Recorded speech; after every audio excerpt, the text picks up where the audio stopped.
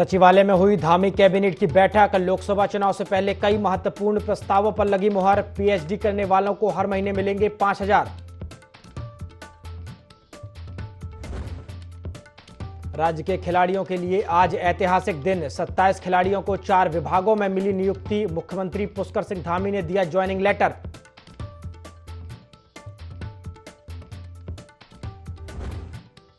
BJP का लगातार बढ़ रहा परिवार। आम आदमी पार्टी के पूर्व अल्पसंख्यक मोर्चे के अध्यक्ष यूनुस चौधरी ने थामा भाजपा का दामन। प्रदेश अध्यक्ष महेंद्र भट्ट ने कराया शामिल।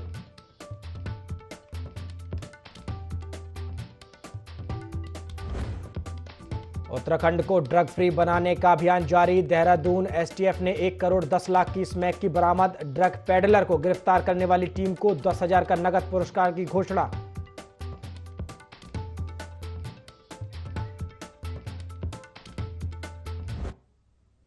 नमस्कार, IND 24 देख रहे हैं आप और मैं हूं आपके साथ प्रभात पांडे। बुलेटिन की शुरुआत बड़ी खबर के साथ करेंगे। खबर देहरादून से है, जहां उत्तराखंड कैबिनेट बैठक में 10 प्रस्तावों पर मुहर लगी है। अटल आयुष्मान योजना के तहत डायलिसिस में 100% प्रतिपूर्ति की जाएगी और इसके अलावा डायलिसिस में अब तक 50% पैसा मिलता था। सेवा योजन विभाग के तहत 630 करोड़ रुपए के प्रोजेक्ट डॉलर एक्सचेंज को भी मंजूरी मिली है। ऊर्जा विभाग के तहत लखवाड़ बांध योजना को लेकर कई बिंदुओं को मंजूरी दी गई है। वहीं पर्यटन विभाग के तहत होटल मैनेजमेंट की नियमावली को भी मंजूरी दी गई है। तो ये अहम प्रस्ताव हैं जिन पर मोहर लगी है। काशीपुर में गड़ी नेगी क्षेत्र को नगर पंचायत का दर्जा भी दिया गया है। पीएचडी छात्रों को राज्य सरकार 5,000 रुपए महीना भी देने जा रही है। प्राथमिक शिक्षक के लिए अब बीएड की जगह डीएलएड ही मान्य किया जाएगा। कैबिनेट ने हेली दर्शन के लिए कैलाश क्षेत्र में भी मंजूरी दी है। और इस खबर पर अधिक जानकारी लेंगे। हमारे साथ हमारे संवाददाता विनय सूद जुड़ गए हैं। विनय, उत्तराखंड कैबिनेट बैठक में 10 अहम प्रस्तावों पर मुहर लगी है, क्या कुछ अधिक जानकारी इस पर? जी बिल्कुल प्रभात, देखिए आपको बता दें कि उत्तराखंड कैबिनेट की जो बैठक है आज 10 प्रस्तावों पर जो है उत्तराखंड सरकार ने मोहर लगाई है। इसी के चलते यहाँ पर बात की जाए अटल आयुष्मान योजना के तहत जो डायलिसिस होती है उसमें भी जो है 100% प्रतिपूर्ति होगी। साथ ही साथ जो यहाँ पर सेवा योजना विभाग के तहत 630 करोड़ रुपए के जो प्रोजेक्ट है उसको भी जो है डॉलर एक्सचेंज को चलते जो है उसको मंजूरी यहाँ पर मिली है। और इसके अलावा आपको ये भी बता दें कि ऊर्जा विभाग के तहत लखवाड़ बांध योजना को लेकर कई बिंदुओं पर जो है मंजूरी मिली है। वहीं पर्यटन विभाग की अगर बात करें तो पर्यटन विभाग के तहत होटल मैनेजमेंट की नियमावली जो है उसको भी जो है इसमें मंजूरी दी गई है। साथ ही पीएचडी छात्रों को राज्य सरकार जो है 5,000 रुपए महीना देने की जो यहाँ पर बात है वो भी इस दौरान रखी गई है। कैबिनेट में जो है मंजूरी दी गई है। तो देखा जा सकता है किस तरीके से जो है पूरी कैबिनेट के चलते जो यहाँ पर सीएम धामी ने जिस तरह से आज कैबिनेट में कई महत्वपूर्ण प्रस्तावों को मंजूरी दी है, तो ऐसे में हर तरह से उत्तराखंड के विकास को लेकर सीएम धामी जो है आगे बढ़ते हुए नजर आ रहे हैं। लगातार जो है विकास कार्यों को देखते हुए जो डिसीजन है वो लिए जा रहे हैं। बिल्कुल विनय, अटल आयुष्मान योजना के तहत जिन मरीजों को डायलिसिस कराना होता था उन्हें पहले 50% प्रतिपूर्ति मिलती थी और अब 100% की बात कही गई है। जी बिल्कुल प्रभात, देखिए आपको बता दें कि जो डायलिसिस की यहाँ पर बात की जाए तो डायलिसिस में जिस तरीके से 50% का जो पैसा उसमें जमा होता था अब उसको जो है 100% कर दिया गया है। अब उसके लिए जो चार्ज होता है वो यहाँ पर पूरे तरीके से जो है देय नहीं होगा। तो ऐसे में देखा जा सकता है कि किस तरीके से स्वास्थ्य के क्षेत्र में जो है काफी महत्वपूर्ण, काफी अच्छा जो फैसला है, जो निर्णय है वो धामी सरकार ने कैबिनेट में लिया है और कई महत्वपूर्ण जो मुद्दे हैं इस दौरान उन पर सरकार ने मोहर लगाई है। जी शुक्रिया विनय तमाम जानकारी के लिए। तो उत्तराखंड कैबिनेट की बैठक हुई और इस बैठक में 10 अहम प्रस्तावों पर मोहर लगी है। अटल आयुष्मान योजना के तहत डायलिसिस में अब 100% प्रतिपूर्ति की जाएगी। मरीजों के लिहाज से काफी एक बड़ी घोषणा जिस पर प्रस्ताव पर मोहर लगी है।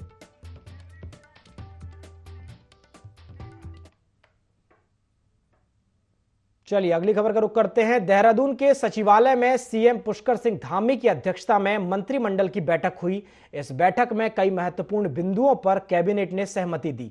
बैठक में कैबिनेट मंत्री प्रेमचंद अग्रवाल, सतपाल महाराज, रेखा आर्य, सुबोध उनियाल, गणेश जोशी, धन सिंह रावत, सौरभ बहुगुणा मौजूद रहे। बैठक में शिक्षा विभाग में प्राथमिक शिक्षकों की भर्ती के लिए बीएड डिग्री की अनिवार्यता को समाप्त करने पर कैबिनेट ने फैसला लिया है।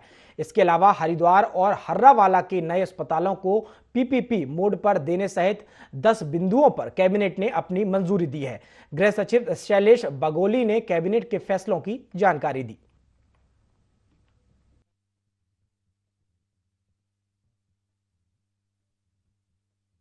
सेवा क्षेत्र नीति के प्रख्यापन के संबंध में था, तो इसको आज नियोजन विभाग के द्वारा इसको प्रस्तुत किया गया। इसका मुख्य उद्देश्य ये है कि जो सेवा क्षेत्र के हमारे जो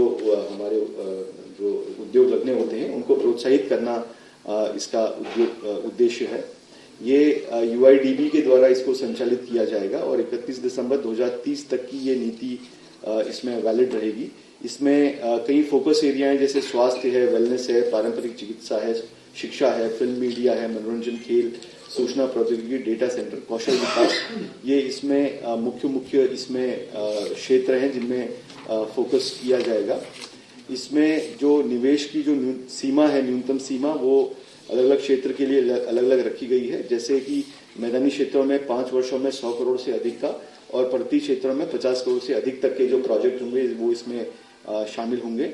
और इसमें जो सब्सिडी की कुल जो सीमा है वो कुल निवेश का 25% या 100 करोड़ रुपए जो भी कम हो वो आपका इसमें रखा गया है। मुख्यमंत्री पुष्कर सिंह धामी के ड्रग्स फ्री उत्तराखंड अभियान को साकार करते हुए राज्य में एनटीएफ द्वारा 1 करोड़ 10 लाख कीमत के स्मैक की बरामद की गई। एसटीएफ एएसपी ने जानकारी देते हुए बताया कि एसटीएफ की एनटीएफ टीम के हरिद्वार से अभियुक्त को गिरफ्तार किया है। वहीं मौके से एक अन्य अभियुक्त सलमान अंधेरे का फायदा उठाकर फरार हो गया।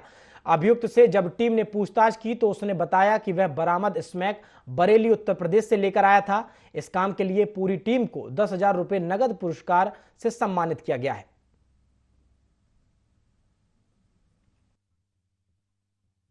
माननीय मुख्यमंत्री जी द्वारा ड्रग्स फ्री देवभूमि अभियान को चलाया जा रहा है और इसी के तहत एएनटीएफ के द्वारा समय समय पर प्रभावी कार्रवाइयाँ की गई हैं। इसी क्रम में कल एक तस्कर जो बरेली का रहने वाला है कासिम, थाना मंगलौर क्षेत्र हरिद्वार जनपद में 1 किलो 110 ग्राम स्मैक लेकर आ रहा था और हमारी एएनटीएफ की टीम के द्वारा उसकी गिरफ्तारी की गई है और ये बहुत बड़ी रिकवरी है और इस पर लगातार हमारी प्रभावी नज़र है कि लगातार हम इस पर कठोर कार्रवाई करें और तस्करों को गिरफ्तार करें। इस स्मैक की कीमत जो हमारे मार्केट में 1 करोड़ से ऊपर की लगभग होगी और इससे संबंधित जो भी लोग जो यहाँ पर नशा बेच रहे हैं और भेज रहे हैं इस तरह से, तो उनके विरुद्ध हम प्रभावी कार्रवाई करेंगे। मुख्यमंत्री कैंप कार्यालय में नियुक्ति पत्र वितरण समारोह का आयोजन किया गया, जिसमें मुख्यमंत्री पुष्कर सिंह धामी ने बतौर मुख्य अतिथि शिरकत की। इस दौरान सीएम ने विभिन्न विभागों और पदों पर चयनित अभ्यर्थियों को नियुक्ति पत्र वितरित किए। सीएम ने अभ्यर्थियों को ज्वाइनिंग लेटर देते हुए कहा और शुभकामनाएं दी। प्रदेश के युवाओं को रोजगार के अधिक से अधिक अवसर मिले, यह प्रयास धीरे धीरे धरातल पर उतरने लगा है। बता दें कि देहरादून में नियुक्ति पत्र वितरण कार्यक्रम में सीएम पुष्कर सिंह धामी ने शिरकत की। उन्होंने विभिन्न विभागों और पदों पर चयनित अभ्यर्थियों को नियुक्ति पत्र भी वितरित किए। 2021 में खेल नीति के तहत अंतर्राष्ट्रीय और राष्ट्रीय खेलों में जो हमारे पदक विजेता खिलाड़ी थे उनको आउट ऑफ टर्न जो नौकरी देने का हमने वायदा किया था, आज उसको हम उस वायदे को धरातल पर उतरते हुए देख रहे हैं। इसके साथ ही हमने तय किया कि युवा जो है खेल की दुनिया में जो उत्तराखंड का नाम रोशन करेगा उसकी भी हम हौसला अफजाई करेंगे, उनको सरकारी नौकरी देंगे। आप सभी जानते हैं कि ये बहुत लंबे समय से इसकी जरूरत भी थी और लंबे समय से हम सब महसूस करते थे कि इसको खिलाड़ियों के प्रोत्साहन के लिए इसको दिया जाए। पहले हो जाता तो और सब लोगों को मौका मिल गया होता और पहले अवसर मिल गया होता। पहले के समय में इस प्रकार का एक वातावरण नहीं था कि खिलाड़ियों का उत्साहवर्धन किया जाए, बल्कि खिलाड़ियों को हमेशा टरकाने का काम, उनको हमेशा कहीं ना कहीं टालने का काम हुआ है। लोकसभा चुनावों से पहले दूसरे दलों के कार्यकर्ता और नेता लगातार भाजपा में शामिल हो रहे हैं। इसी क्रम में आम आदमी पार्टी के पूर्व अल्पसंख्यक मोर्चे के अध्यक्ष यूनुस चौधरी और कांग्रेस की पूर्व प्रदेश महामंत्री शांति रावत ने भाजपा प्रदेश अध्यक्ष महेंद्र भट्ट उपस्थिति में भाजपा की सदस्यता ली। आम आदमी पार्टी के पूर्व अल्पसंख्यक मोर्चे के अध्यक्ष यूनुस चौधरी ने भाजपा में शामिल होने के बाद कहा कि वे देश के प्रधानमंत्री, प्रदेश के मुख्यमंत्री और भाजपा के प्रदेश अध्यक्ष की कार्यशैली से प्रभावित हुए हैं। साथ ही जिस तरीके से भाजपा के राज्य में, प्रदेश में चौमुखी विकास हुआ है, उससे भी वे प्रभावित हैं। वहीं भाजपा प्रदेश अध्यक्ष का कहना है कि टेहरी और पौड़ी लोकसभा के बाद भाजपा का ध्यान अल्मोड़ा और नैनीताल उधम सिंह नगर सीट पर है और मतदान से ठीक एक दिन पहले तक भाजपा का सदस्यता अभियान चलने वाला है।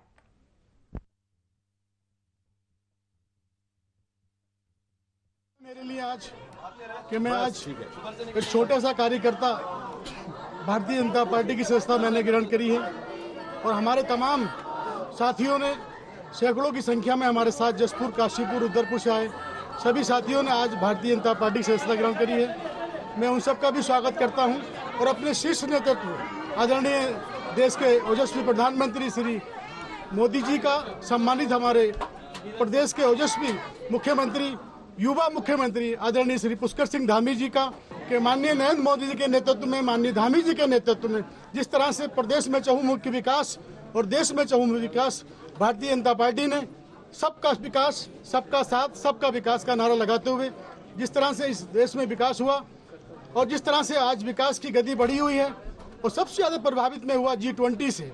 जो G20 हमारे देश में हुआ, तमाम विश्व के लोग हमारे देश में आए, हमारे भारत में आए और उन्होंने भी माना कि माननीय मोदी जी के नेतृत्व में, माननीय मोदी जी के प्रधानमंत्री कार्यकाल में जिस तरह से हमारे देश में बहुत तेजी से काम हुए हैं, उन सब से प्रभावित होकर मैंने बीजेपी की सदस्य आज ज्वाइन की है।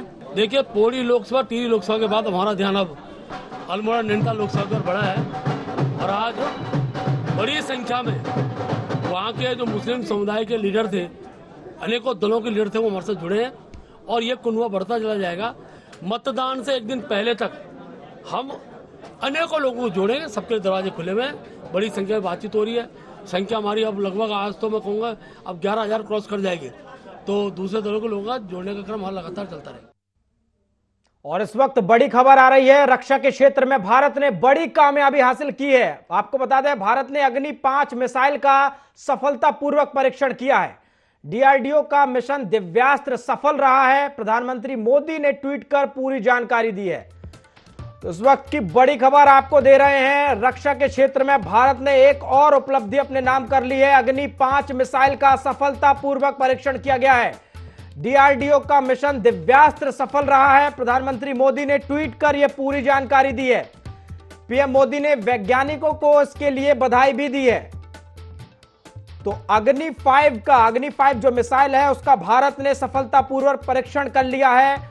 डीआरडीओ ने इसका परीक्षण किया और इसके लिए प्रधानमंत्री मोदी ने डीआरडीओ को बधाई दी है, शुभकामनाएं दी है। डीआरडीओ का जो मिशन दिव्यास्त्र था वो पूरी तरह से सफल हो गया है। अग्नि 5 मिसाइल का सफलतापूर्वक परीक्षण कर लिया गया है। कहीं ना कहीं भारत की बड़ी कामयाबी है। रक्षा के क्षेत्र में भारत ने बड़ी कामयाबी हासिल की है। इससे भारत की जो सेना है वो कहीं ना कहीं पहले से ज्यादा और मजबूत हो जाएगी। अग्नि 5 मिसाइल का सफलतापूर्वक परीक्षण किया है भारत ने। डीआरडीओ का मिशन दिव्यास्त्र पूरी तरह से सफल रहा है और प्रधानमंत्री मोदी ने इसके बाद जानकारी दी और वैज्ञानिकों को बधाई भी दी।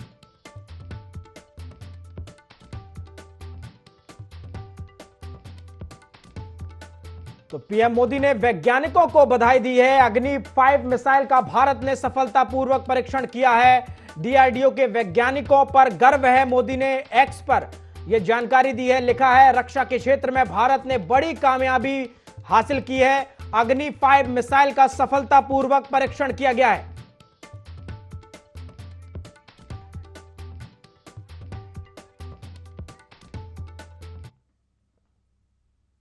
चलिए अगली खबर का रुख करते हैं। पूर्व मंत्री हरक सिंह रावत को कांग्रेस हाईकमान ने बड़ी जिम्मेदारी सौंपी है।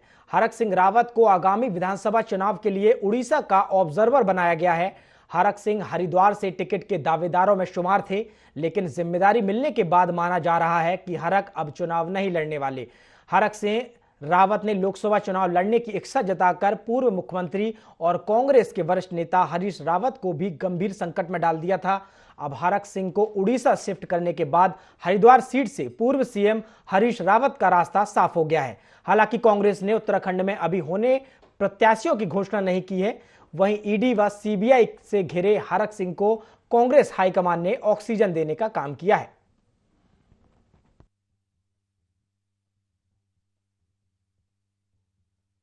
सिंह रावत उत्तराखंड के एक सीनियर नेता हैं। वो कई बार एमएलए रहे हैं, कैबिनेट मंत्री रहे हैं और अभी हरिद्वार से लोकसभा की तैयारी भी कर रहे थे।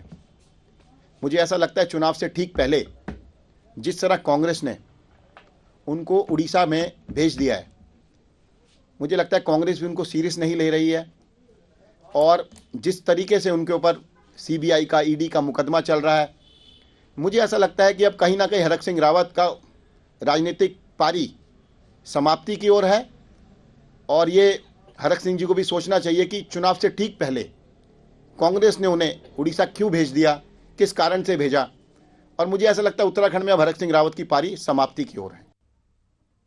उत्तराखंड में भाजपा ने लोकसभा चुनाव की तैयारी तेज कर दी है। बीजेपी केंद्र और राज्य सरकार की योजनाओं से लाभान्वित लोगों तक अपनी पहुंच बनाकर उनको अपने पक्ष में करने की रणनीति पर कार्य कर रही है। लाभार्थी संपर्क अभियान के संयोजक और वरिष्ठ भाजपा नेता ज्योति प्रसाद गैरोला ने बताया कि यह अभियान चुनाव प्रचार के अंतिम दौर तक जारी रहेगा, जिसके लिए पार्टी ने लगभग 25,000 कार्यकर्ताओं को लोगों से संपर्क बनाने की जिम्मेदारी सौंपी है।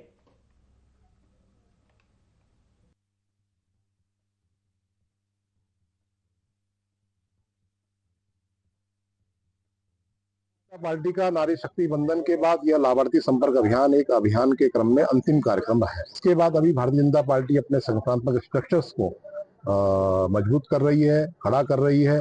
अभी हम विधानसभाओं के कार्यालय लगातार खोल रहे हैं।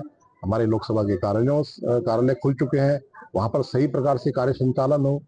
लोकसभा चुनाव से जुड़ी हुई तमाम तरह के जो विषय हैं, चाहे वो कार्यालय प्रबंधन के विषय हो, चाहे वो चुनाव प्रबंधन के विषय हो, चाहे वो बूथ प्रबंधन के विषय हो, चाहे वो साहित्य प्रबंधन का विषय हो, चाहे वो कॉल सेंटर के विषय हो, चाहे लीगल मामलों के विषय हो, इन तमाम 30-32 प्रकार के जो विषय रहते हैं लोकसभा के चुनाव में, उन सब विषयों के जानकार कार्यकर्ताओं को उन पर बैठाया जा रहा है। एक बड़ी जनसभाओं की रचना हो रही है। रैलियां किस प्रकार से होंगी, नुक्कड़ सभाएं किस प्रकार से होंगी। शहरी विकास मंत्री प्रेमचंद्र अग्रवाल ने स्मार्ट सिटी के कार्यों का निरीक्षण किया। इस दौरान उन्होंने अधिकारियों को दिशा निर्देश दिए। उन्होंने कहा कि निर्माण कार्यों को गुणवत्ता के साथ समय के भीतर पूरा किया जाए। साथ ही उन्होंने कहा कि यहां निर्माण कार्य पूर्ण होने के बाद लोगों को सुविधा होगी और जाम की समस्या से निजात मिलेगा।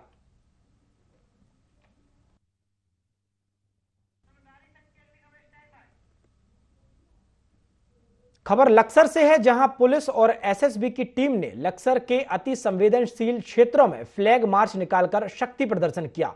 लोकसभा चुनाव के मद्देनजर सुल्तानपुर, खंडजा, लक्सर सहित कई क्षेत्रों में फ्लैग मार्च निकाला गया। पुलिस के अधिकारियों के साथ लक्सर उप जिलाधिकारी गोपाल सिंह चौहान और एसपी देहात स्वप्न किशोर के नेतृत्व में यह फ्लैग मार्च निकाला गया।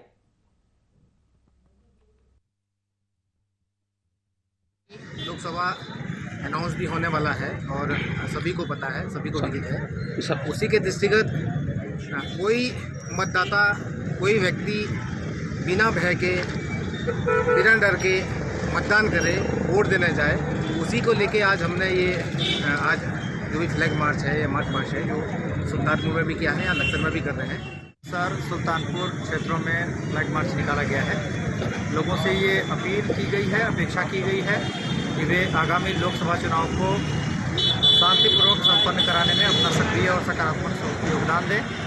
साथ ही विधि व्यवस्था की स्थिति शांतिपूर्ण बनाए रखें। किसी भी तरह की अफवाह पर कोई ध्यान ना दें। किसी भी तरह की कोई सूचना मिलती है तो 112 नंबर नज़दीकी थाने और चौकी को अवश्य अवगत कराएं। पुलिस प्रशासन के द्वारा जो भी अपेक्षा की जा रही है उन अपेक्षाओं को पूर्ण करने में अपना सक्रिय योगदान। औली में 2 दिवसीय नेशनल ओपन स्कीइंग प्रतियोगिता का समापन हुआ। प्रतियोगिता में सीनियर अल्पाइन स्कीइंग वर्ग में सेना का दबदबा रहा। वहीं महिला वर्ग में उत्तराखंड के स्कीयर छाए रहे। जोशीमठ के सुनील गांव की राष्ट्रीय अल्पाइन स्लालोम स्कीइंग चैंपियन महक कवाड़ चैंपियनशिप में छाई रही। महक की कामयाबी पर स्कीइंग एंड स्नोबोर्ड एसोसिएशन के विवेक पवार ने बधाई देते हुए उनके उज्जवल भविष्य की कामना की।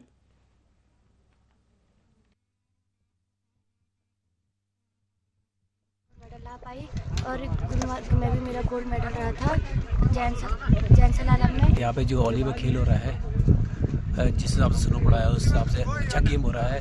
औली को प्रमोट करने के लिए जो अच्छा गेम हो रहा है यहाँ पे ऐसे होने चाहिए।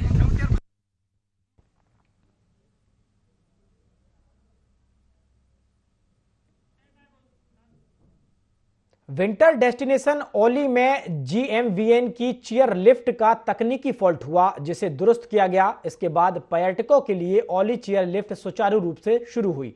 पर्यटकों में इससे खुशी की लहर दौड़ गई। तकनीकी खराबी आने से जहां कई पर्यटकों की माथे पर शिकन बढ़ गई थी, वहीं पर्यटकों की सुरक्षा को देखते हुए कुछ घंटों के लिए चेयर लिफ्ट प्रबंधन ने इसका संचालन रोक दिया था। पर्यटकों को वापस नीचे लाने के लिए जहां स्नो बिटर मशीन का सहारा लेना पड़ा, वहीं जो पर्यटक इस दौरान पैदल ही बर्फ में ट्रैक कर नीचे स्टार्ट पॉइंट पर पहुंचे, उनका 50% टिकट का किराया रिफंड किया गया।